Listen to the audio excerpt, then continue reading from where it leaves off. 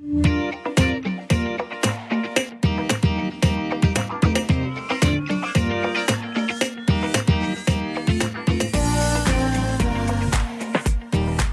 everyone, and welcome back to the Unhealthy Podcast, where we get honest about the messy, complicated parts of life that most people skip over.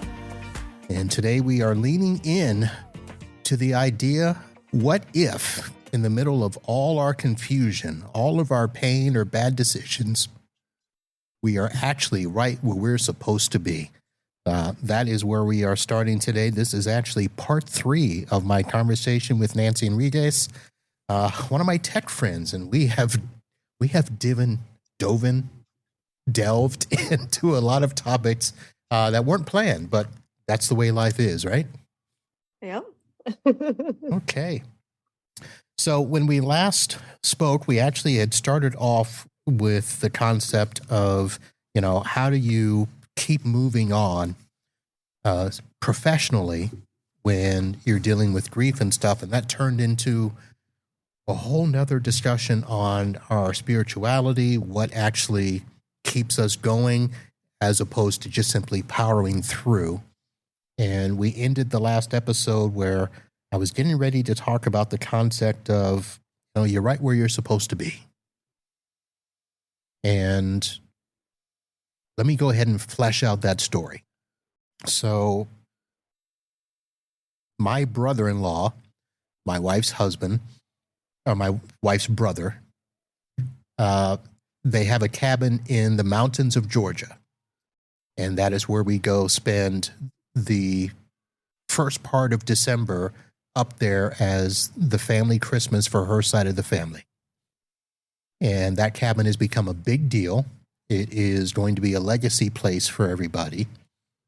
And there are times where, as they're all talking about the cabin, I will say the words, "You're welcome." And it's kind of a running joke, but at the same time, it's a little nod to the fact of that cabin wouldn't be there had it not been for the fact that I met my wife. Now, the way that I met my wife is one of the most ridiculous stories most people have ever heard. I met her in a bar. And if you know me, that's not the way you would have expected the story to begin, both from my side and from hers. She was on vacation with a friend that she did not want to be on vacation with. Not that she didn't want to be with the friend, but she didn't want to be on vacation. Okay. She was in the middle of a divorce. Oh. I, on the other hand, single, living my life in Florida, happy as can be. And the way we met was they had a friend that was already down here that they were going to be staying with, who during their trip, I believe it was a 12 or 14-day trip, was going to leave and said, "Oh, I know the person that you can hang with while I'm gone." Turns out that person was me. And the only reason that was the case is because I was attending this bar on a regular basis. It started out as a Monday night football place for me. And then, of course, I would start to go on the weekends because I knew the bartenders.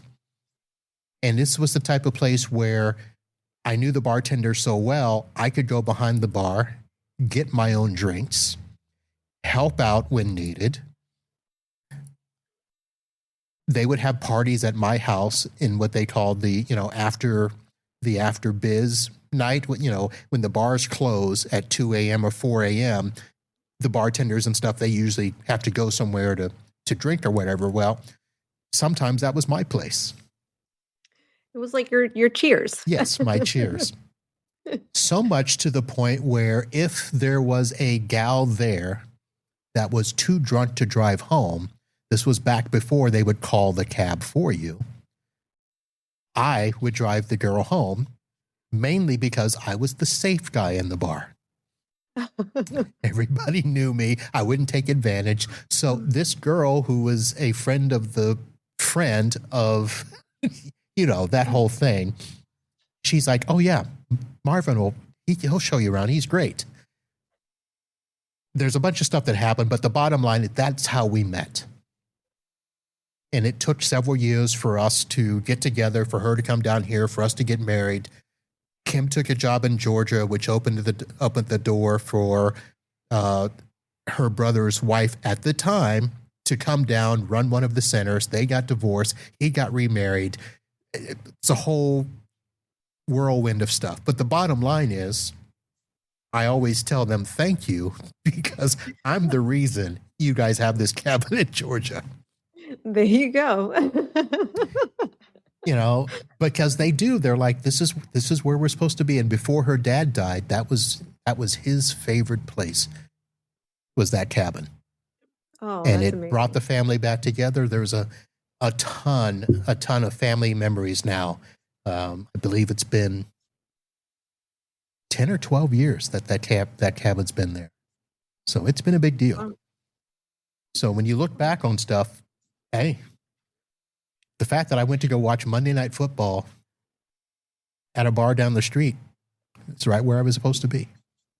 That's right. That's right. Wow. That is amazing. And that's it's incredibly interesting because my right before my grandmother passed, when she could still speak, one of the things that she told me was that she had to apologize to me. And I was baffled and taken aback by, like, what, where is this coming? What on God's green earth could you have to apologize to me about?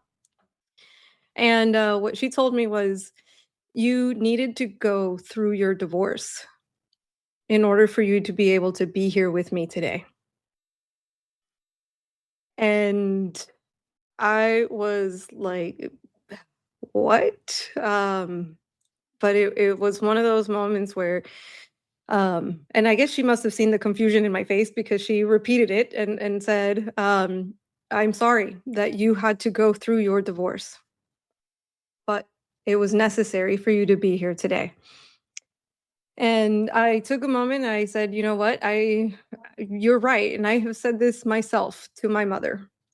And my grandmother said, yeah. And the reason why is because you needed to detach in order to be here. If you were still in that relationship, you would not be here in the same way. Mm.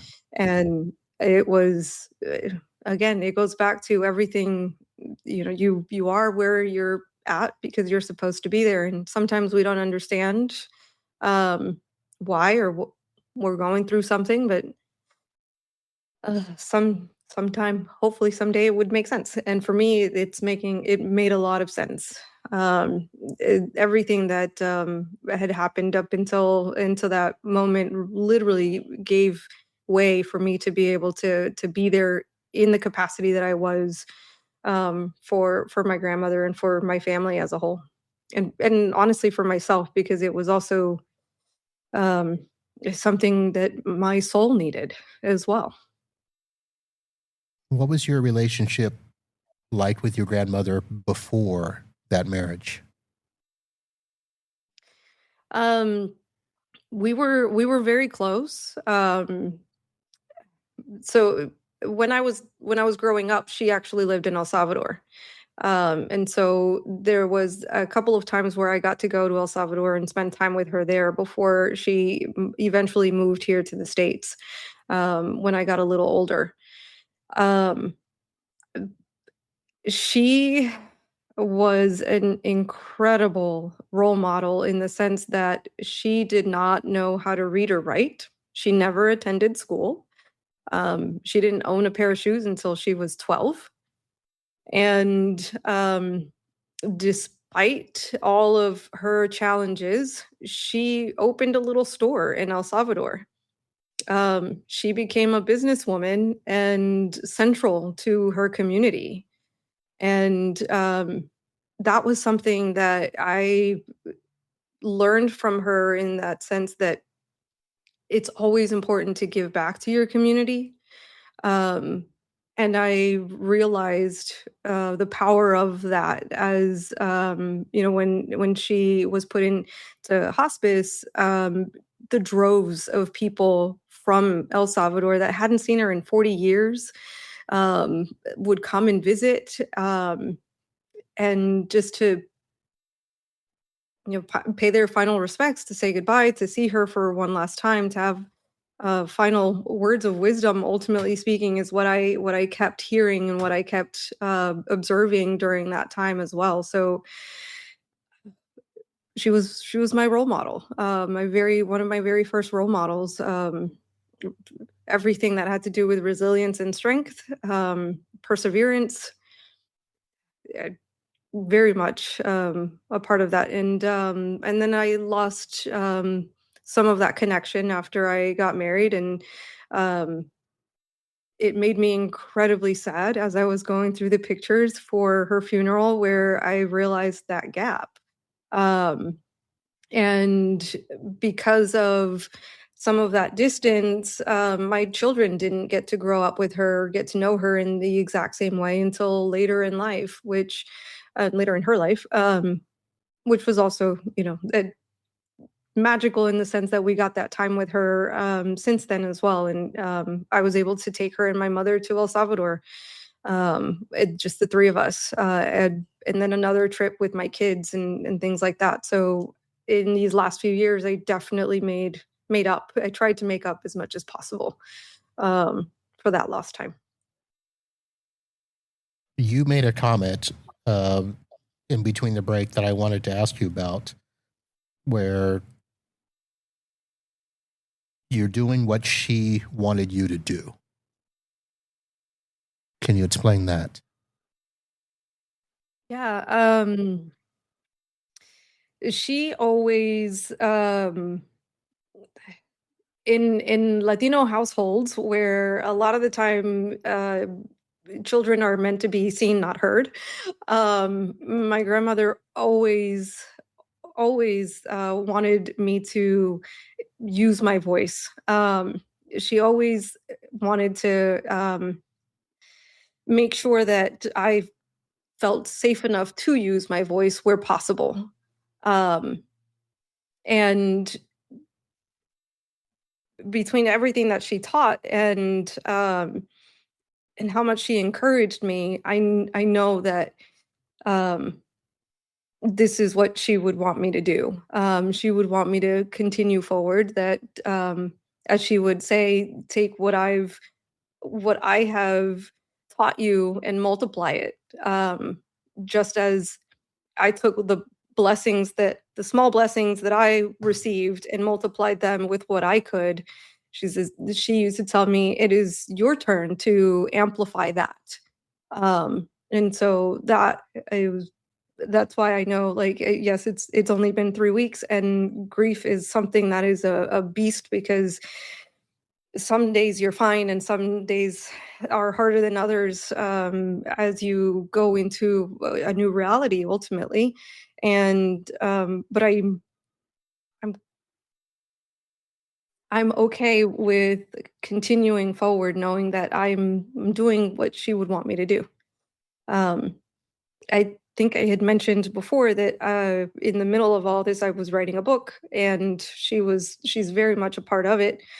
And when the worst part of um, the final moments of her life were happening, that's when I received the books, and I could not bring myself to open the box. As a matter of fact, they're still sitting there. I still can't really bring myself to open the box. And I know eventually I'll get to it, because I want to honor her in that way as well. But it's one of those where that's tough. Yep. It's tough to do while you're going through it. So So, of course, one of the questions that often gets asked when we talk about a concept of, being right where you're supposed to be, do you think that's something that you recognize at the time, or can it only be recognized in hindsight? Oh, that's a funny question.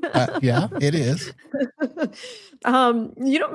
Maybe some people have an extreme gift to be able to see the storm while they're in the middle of it, while they're sitting in the eye of the storm. But from my experience, a lot of the times we don't recognize that until the storm has passed.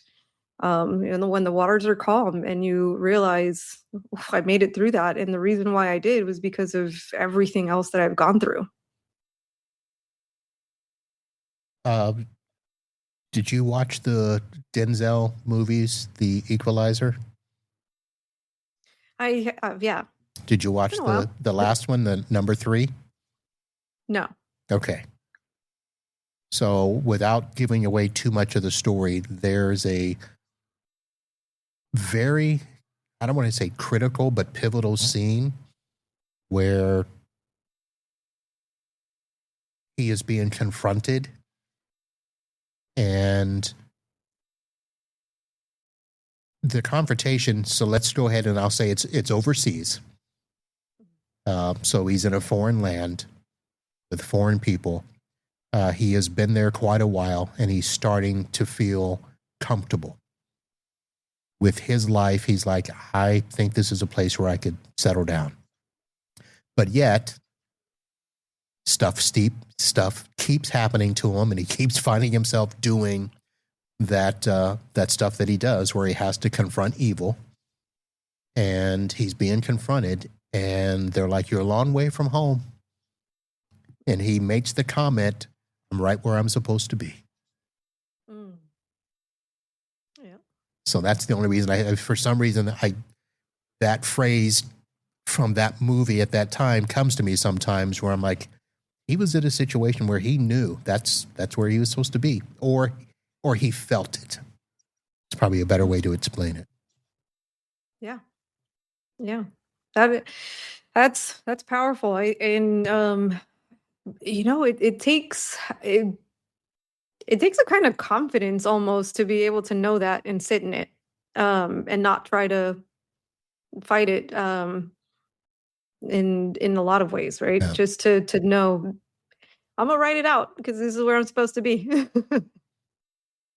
Okay, well, so now another question pops up because of you saying that. The question then becomes, have you ever made a decision, or have you ever just simply stayed there because that's what was expected or what other people thought was the right decision for you? Mm. Yeah, I'm sure. I'm sure. I go back to my marriage, and I one of the things that I realized along the way was that I probably stayed longer than I should have. Um, and for other people's reasons beyond my own.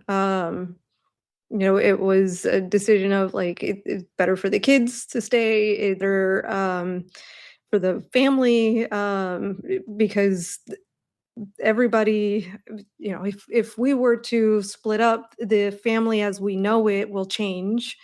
So there was so many different factors. Of course, I made certain decisions based off of others, protecting other people's feelings, protecting other people, um, protecting the status quo, a lot of the times, more so than what was right for me at the time. And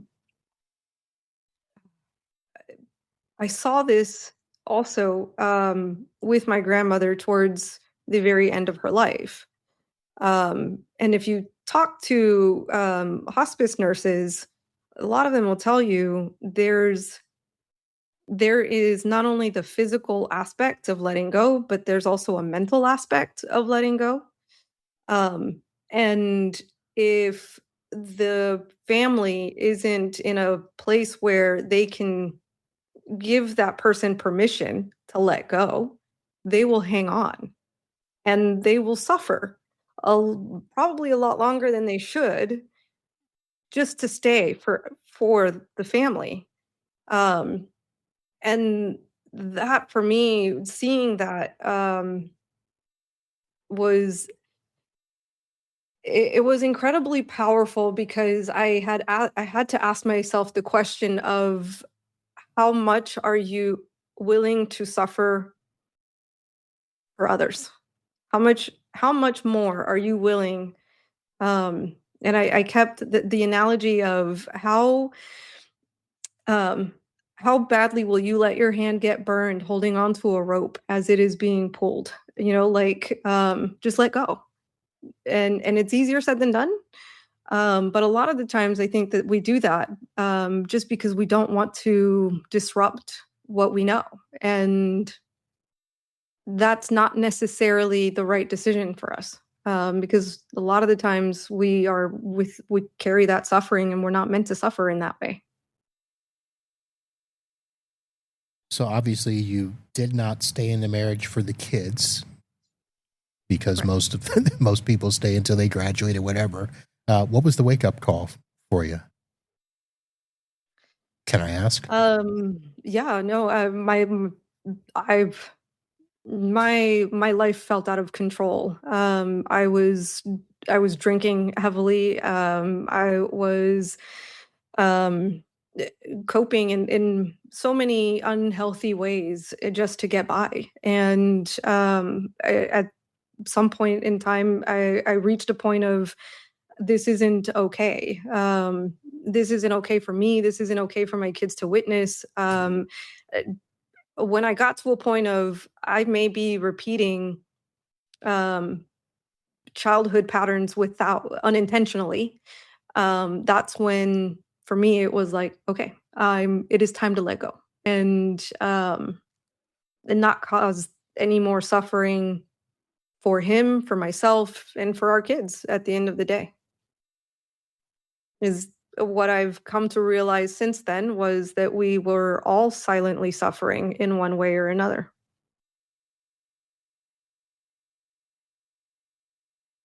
You kind of answered this, but I want to find a way for us to land this plane.